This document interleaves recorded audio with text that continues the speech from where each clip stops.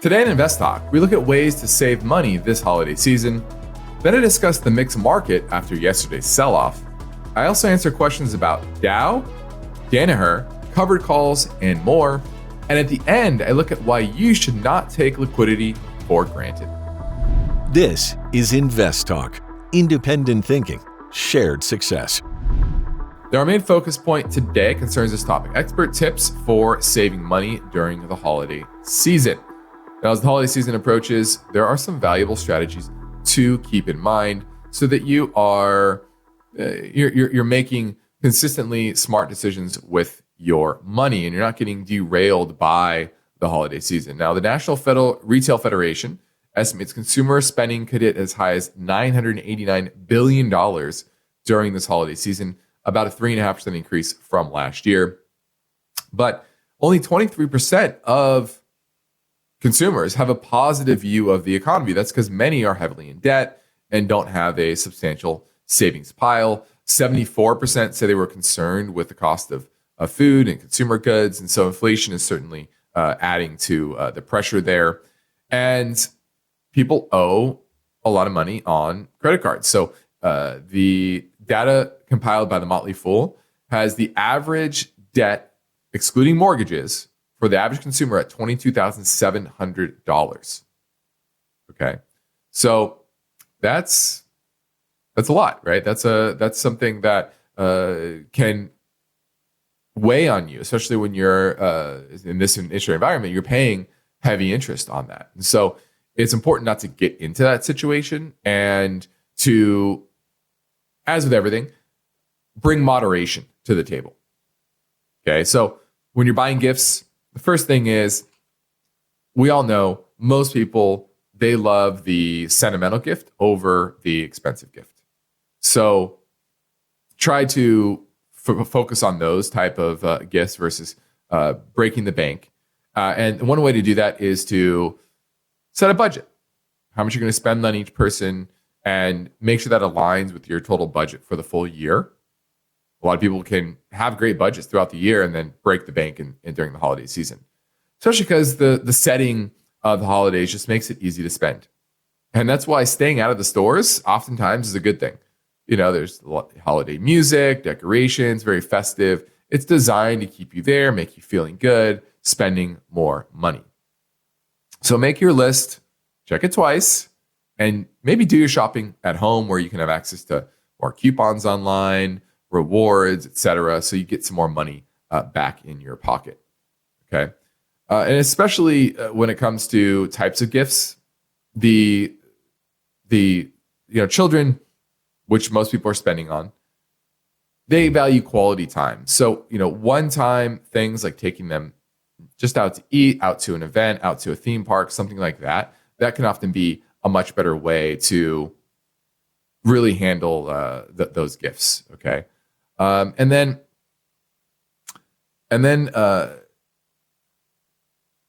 focus a lot on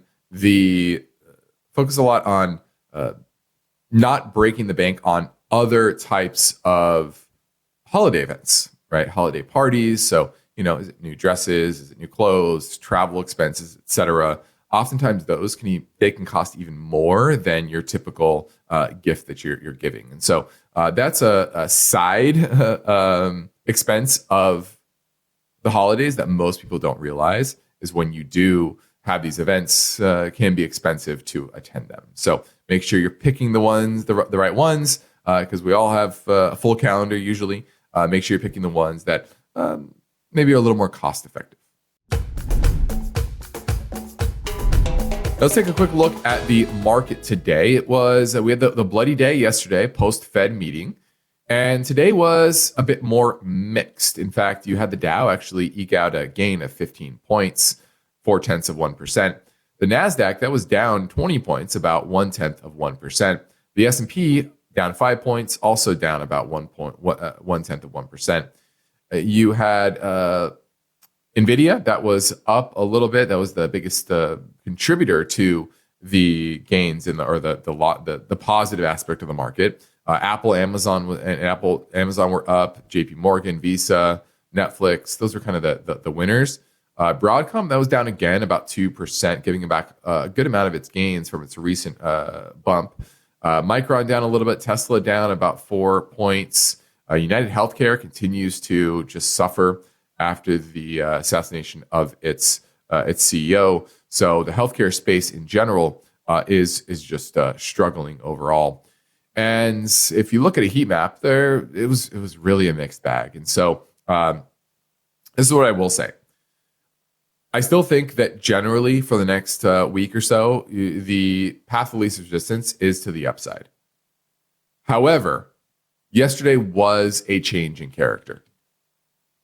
I didn't expect it to happen this soon. I expected the volatility to start to creep up more in the new year. And I still think that in earnest, volatility will creep up in the new year.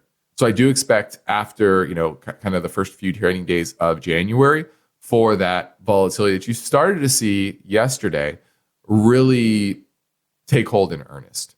And so that's my assessment here. The Fed being more hawkish is certainly an important milestone. And the fact that Bitcoin is now down to, let's see, what are we at? 97,000. That's a pretty big reversal, massive reversal in Bitcoin. And Bitcoin tends to be a leading indicator here, okay? And if this breaks below kind of the 91,000 mark, that would be a clear indicator that inflation or that liquidity is inflecting negatively in a much larger way. And so you likely will see that the mega caps lead to the downside, just as they led to the upside. So we'll see if we get a continued follow through there. Like I said, today was more of a mixed bag where you had Microsoft down a little bit, Google was flat, Amazon, Nvidia, and Apple were up, but Tesla and Broadcom were down, and AMD continued to be down at 2%. And so, we'll see how much more follow through we get kind of as we get into 2025. But we're starting to get into the more boring days. There aren't many exciting economic numbers that are on the docket for us. Let's see, what do we have tomorrow? Tomorrow we do have some inflation data, the PCE, that will be somewhat important. But after that, you get into next week, and that's holiday. You have some durable goods orders on Christmas Eve. Thursday, you have some the jobless claims as usual. But that's about it. Those are the weekly ones, so that doesn't really matter. So tomorrow is really the only news that could move markets between really now and year end. There isn't really much that's going to shift the expectation of Fed policy beyond this PCE number that we're getting tomorrow. Hi guys, this is Brian from Ocala, Florida. Merry Christmas. Can you do a quick review of Danaher Corporation? DHR, that's David Harry Railroad. Thank you. All right, looking at Danaher, and they manufacture and market professional, medical, industrial, commercial products and services worldwide. This is historically one of those very, very well-run companies. It's very profitable. They have a model where they've made a lot of small acquisitions, and they'd always really knock it out of the park to turn themselves into a highly profitable business. The issue is that over time, I think that skill eroded, because if you look at profitability, return on equity is now at a 20-year low around 7.5%. Return on invested capital 5.5%. Now, good balance sheet, minimal debt compared to its market cap of $163 billion. $5 billion in free cash flow, which, based on the current market cap, that's, about a 3% free cash flow yield. Not amazing there. And enterprise value to EBIT is around 25, which to me is a bit high. And historically, it's cheaper when it's closer to high single digits, okay, as opposed to, 25 that it's at now. And the technicals are poor. Okay, it's peaked out back in, what was that, August? $280 per share, roughly. Now it's at $226, and at a new low for the year almost. It's almost back to where we started the year.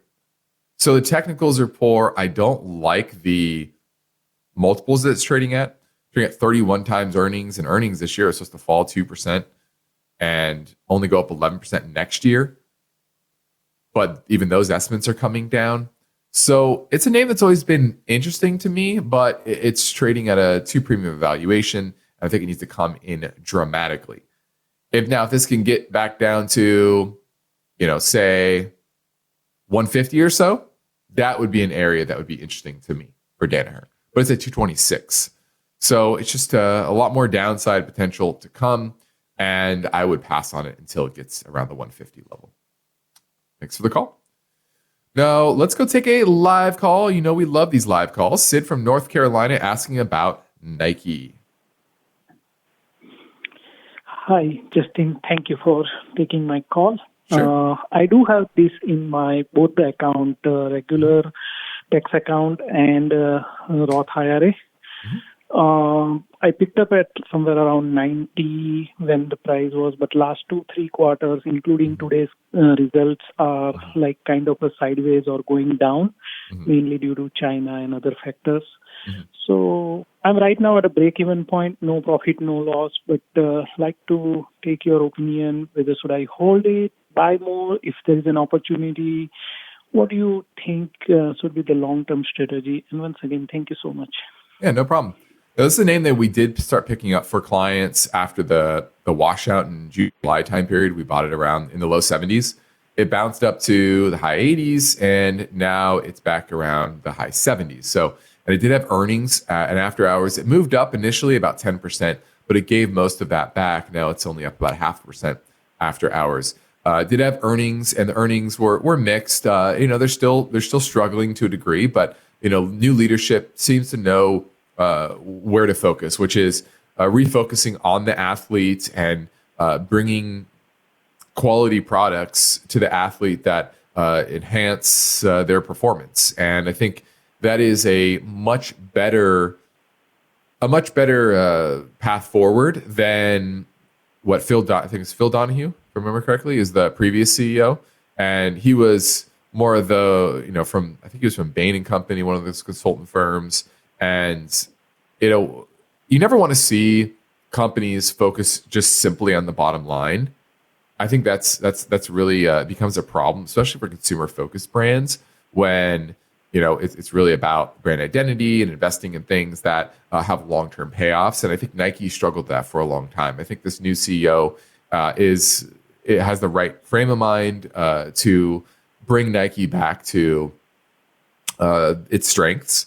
And we think that at these prices, it is a good value down here. So we like Nike, still $7 billion in free cash flow and a market cap of about 115 billion. So you're talking about a 6.5% free cash flow yield.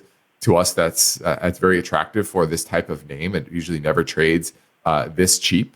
At least it hasn't for the last a decade or so. So we think this is still a great brand longer term.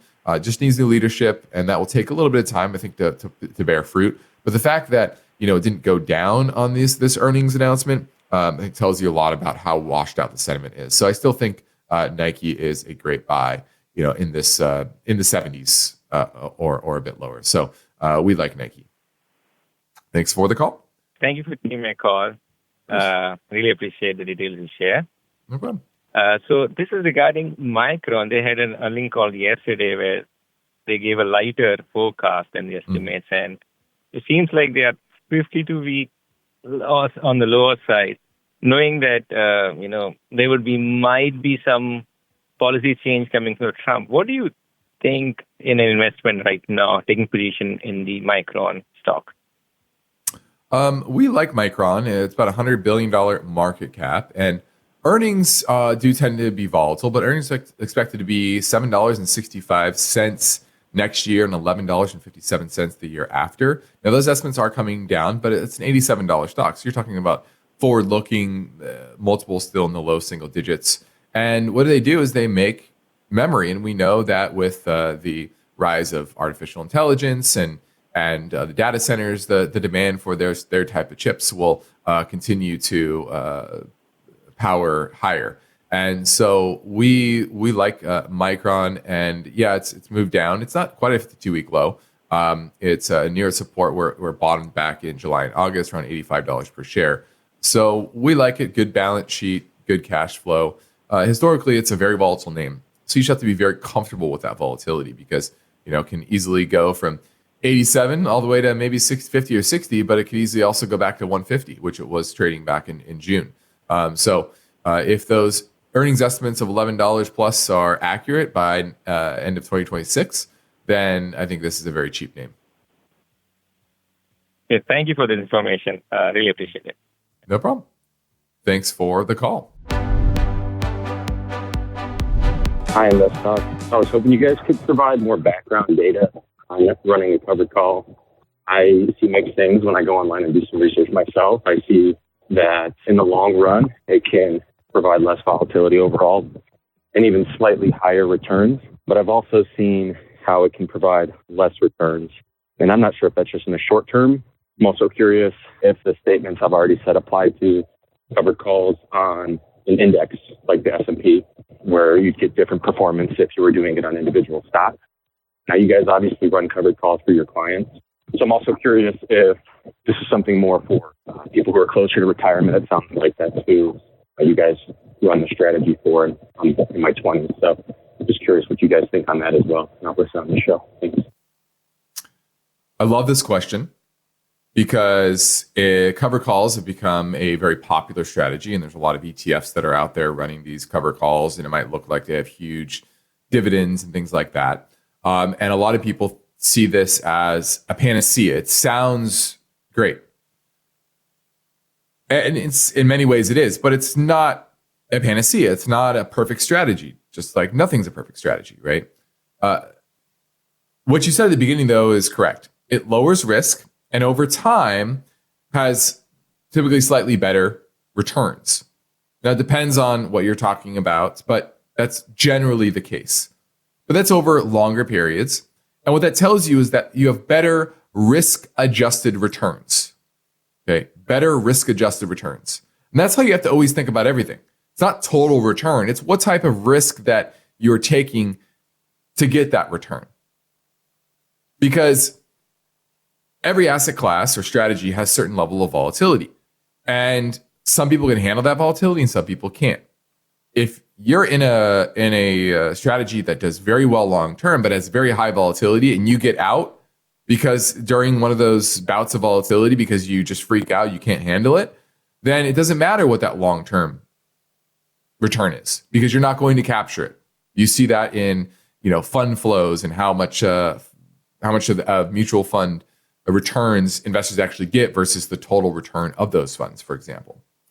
And cover call is a good example. Another one of the ways to think about it. It's okay. How do I lower my overall risk, but still get market-like or better returns? And therefore, I'm getting much better risk-adjusted returns, right? Because if you can get the same return but with lower volatility, everyone's going to take that.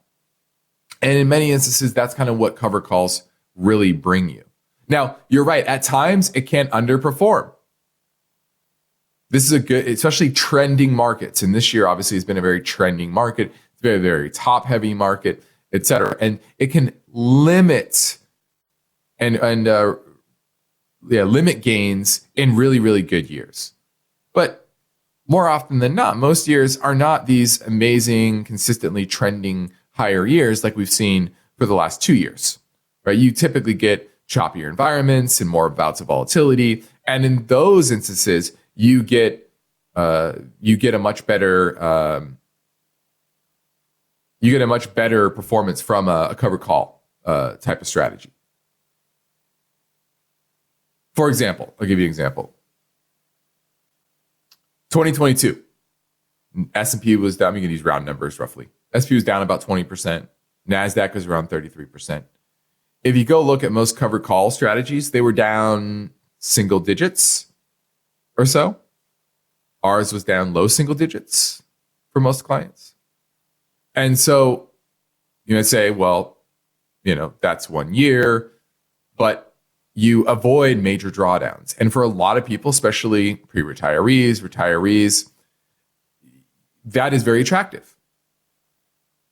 That's very attractive.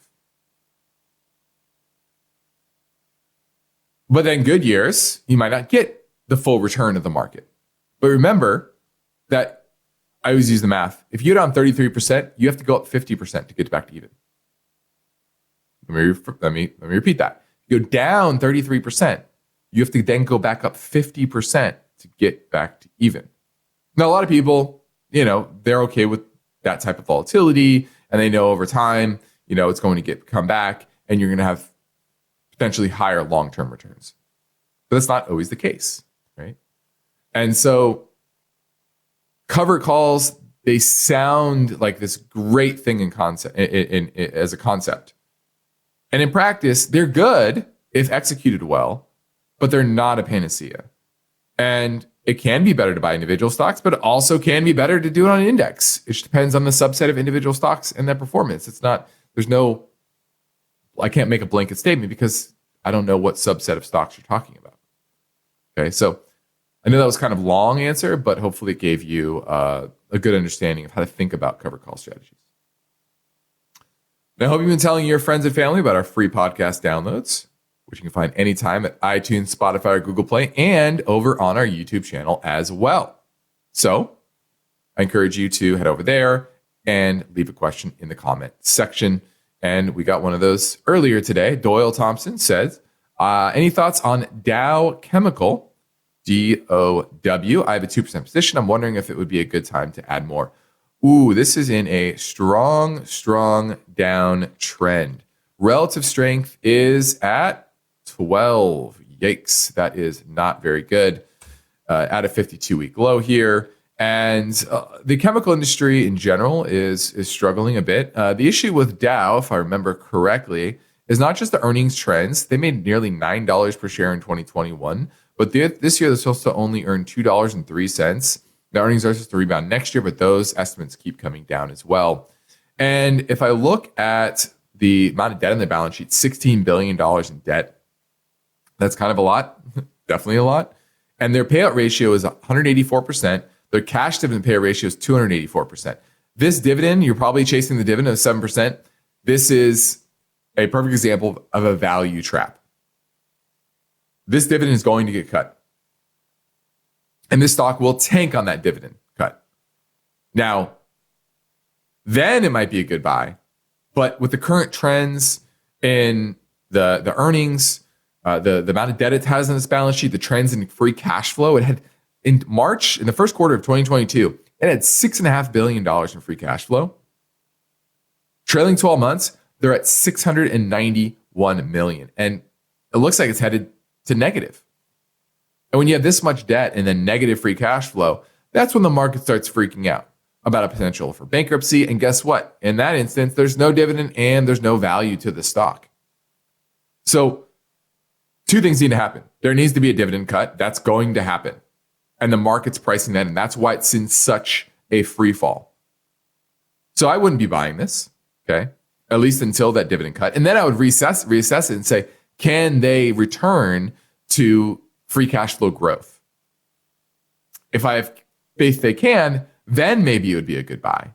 But at this point, no, I'm passing on Dow Chemical. I would not add it. In fact, I would just sell it and move on until that dividend cut and then reassess it. Thanks for the call. Now let's keep things moving and swing back to the InvestTalk voice bank at 888-99-CHART. I just had a simple question about how best to analyze an ETF to decide whether or not to buy. I get some of the ratios you want to look at for individual companies, but some of them don't directly apply. So I'm wondering what translates and what doesn't into analyzing an ETF. Would love to hear you guys answer. Look forward to it. Bye. That's a great question. It's very different than analyzing an individual company. Now, broad risk and things like that, though, that's pretty similar, right? You're buying a large cap fund, that's going to be similar risk to a large cap stock and small cap, et cetera.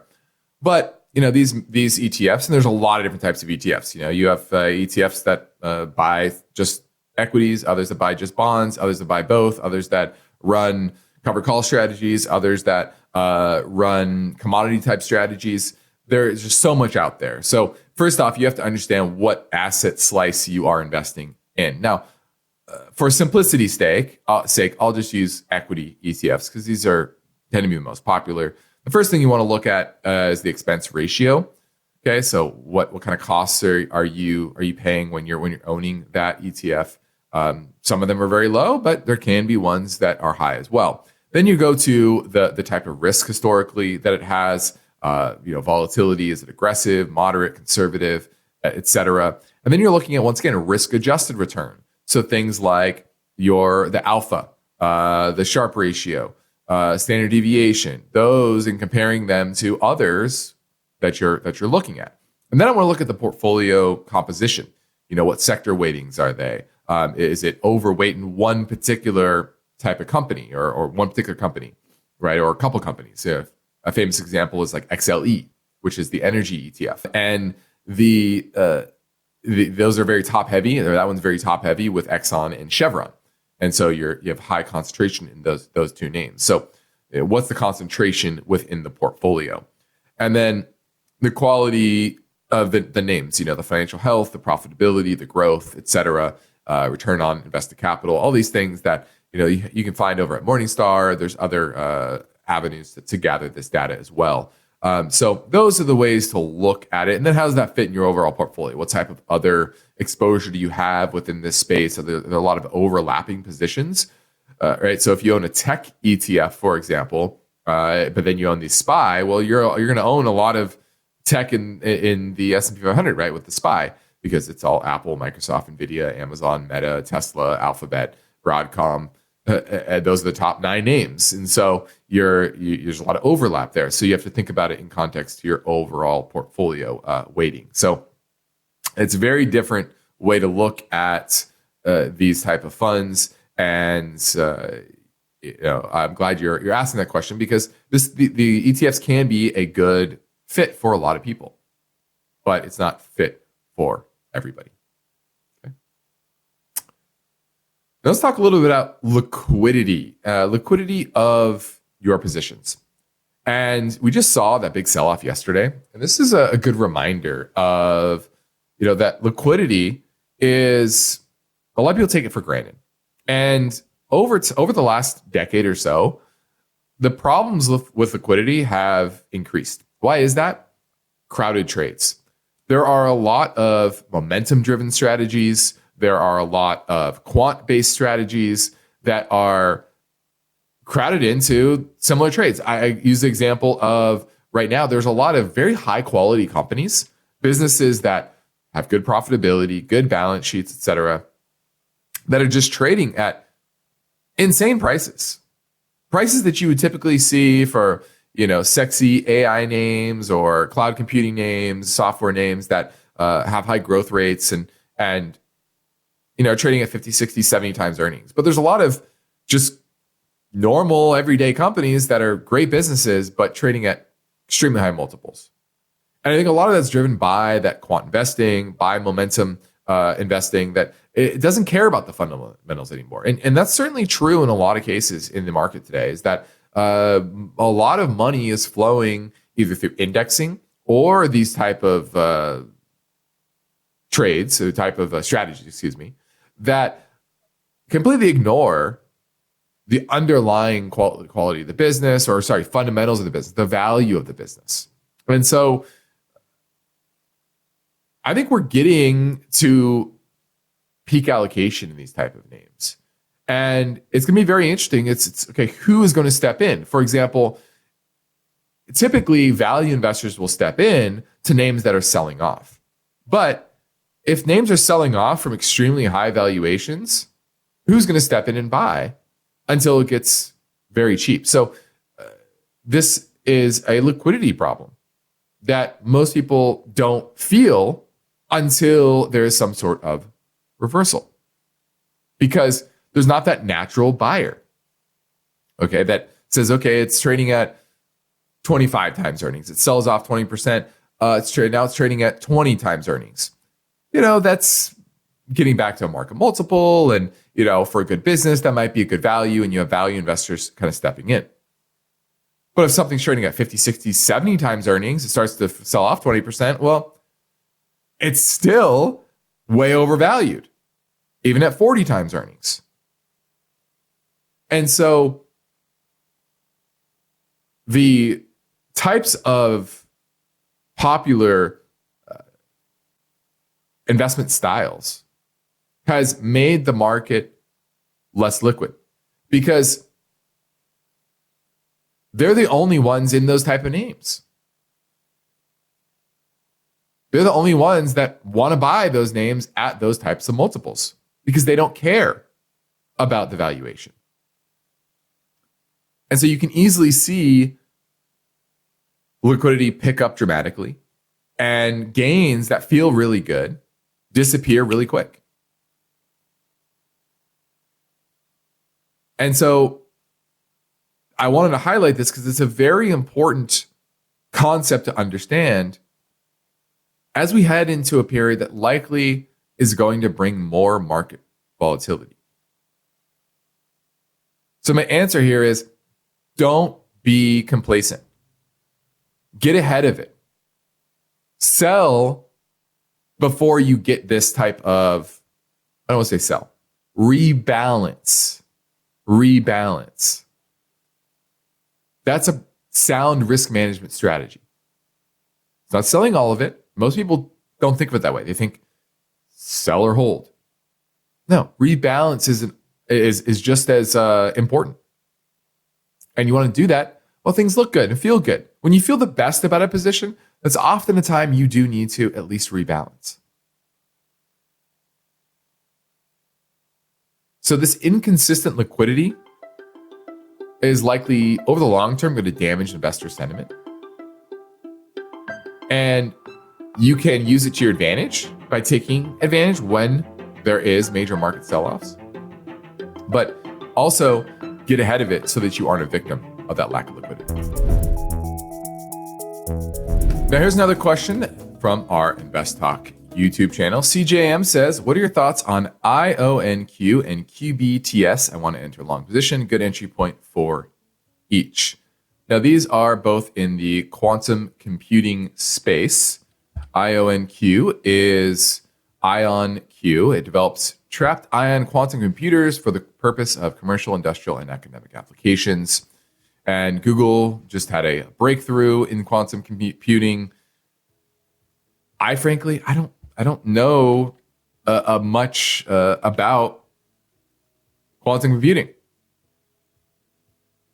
frankly. So I'm not a great person to ask about this. These are speculative names. They both lose money. You know, they're kind of like biotech companies. Which one's going to be the winner? Or maybe neither of them, right? Just because they're public doesn't mean that they're actually going to be the ones that make the breakthrough. And, you know, will a Google surpass, you know, what they do, for example? So this is just speculation. If you want to, I would say buy both or buy the one you have the most confidence in. Now, both are egregiously overvalued, right? $8 billion for IonQ.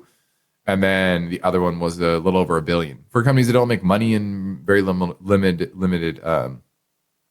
revenue.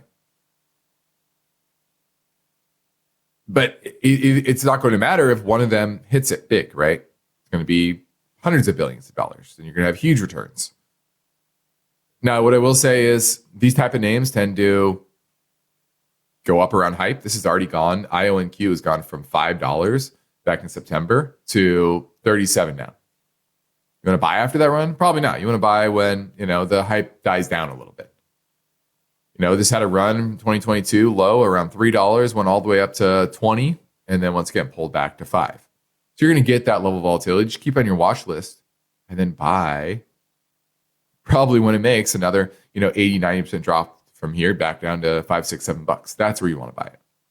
Let's squeeze in one more fresh listener question now. Hi, I'm calling about ONEOK, OKE. Wondering if now is a good time to pick some more of it up or if I should wait for another opportunity. I'll be listening on your show. Thanks so much for all the good information. Yeah, no problem. Okay, looking at ONEOK, OKE is a name we've owned for clients for a long period of time. I think we bought it in the 50s, 60s, can't remember exactly, but it's now at $97. Now that's pulled back. It had a big bump post-Trump election win, and it moved from around these levels all the way to a high of 117. Now it's back to 97. So it's back to the 100-day moving average. Over the long term, that's kind of been good support. Now, you had a big move up. I could easily see this moving back into the high 80s. But this is the area where you want to pick it up. And what they do is they own pipelines that move oil and natural gas from the shale regions for them in the Rocky Mountains into to the refineries and into places where it can be shipped and moved. And so they collect a toll for what is moved through their pipelines. And as the growth in the Permian continues, then you continue to see OKE do very well. Earnings in 2017 were $1.65. Well, next year, earnings are supposed to be $5.96, up another 17% from this year's $5.11. So we still find it to be a very quality business and great cash flow. And one of those dividends, this is a good example. A lot of people are chasing MLPs, but this has a similar business to a lot of MLPs, midstream pipelines, but they pay qualified dividends. So you might get an MLP yielding 6, 7, 8%, but this pays about 4%, which a lot of people don't get excited about, but we do because it's a qualified dividend, and they certainly can continue to pay it based on their cash flow and earnings. So we like OKE, and we continue to give it a thumbs up. Well, that about does it. I'm Justin Klein. It completes another InvestTalk program. We thank you for listening. We encourage you to tell your friends and family about our free podcast downloads, which you can find anytime in iTunes, Spotify, Google Play. Be sure to rate and review on iTunes as well. We love those reviews. And remember, if you need help as we head into 2025, understanding the risk in your portfolio, how did you feel yesterday? How do you feel about your portfolio with the new Trump administration, et cetera? If you need a second opinion, I encourage you to head over to investtalk.com and click on the portfolio review button. Independent thinking, shared success. This is InvestTalk. Good night.